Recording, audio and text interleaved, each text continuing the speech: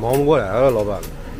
我们现在还在景德镇啊，干这个饺子粑子可麻子，看看这些东西得花多少钱啊？饺子就饺子呗，还整个饺子粑，有点意思啊。看看跟我平时吃的这个饺子到底有什么不一样啊 ？Let's go！ 你就发现在这个景德镇遍地都是电驴子，这块你要想发家致富，你就卖电驴子。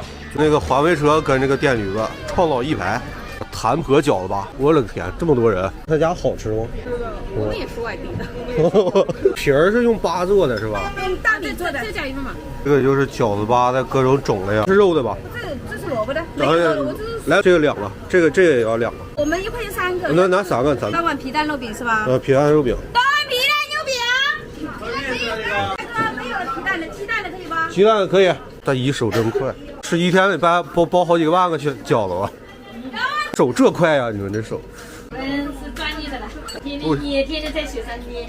绿色的这是清明粑，它是韭菜粑，这是萝卜粑，然后要的是鸡蛋肉饼汤啊，底下是这个肉馅儿呗，这个还头一次见啊，小劲儿太挤。再来个清明粑。哇，饺子皮粘牙呀，好辣呀！里边馅儿是辣的，粘牙是糯米，他说是大米。这个是大米的。啊，这个是大米，这是大米。这馅儿是也不是肉，我也不知道这啥。好辣呀！这萝卜丝粑。哎呦，这个萝卜里面也放辣了，太厉害！哇，这个粑完全不是饺子味儿啊，这很特别这个东西。这个皮啊，完全是另外一种口感，软糯。这要韭菜里面再放辣椒啊，我真是，炸了啊！韭菜鸡蛋可以啊，里面没有辣椒，这个可以。整口汤吧，吃口肉吧，这是肉馅啊。这过了清明之后还会有吧？拿那个艾叶熬的水，然后或者跟糯米粉，对，它的绿颜色是纯自然的。这个太辣了，这为啥要做这么辣呀？你的江西都好辣。我吃辣椒不能说话，我这挑了。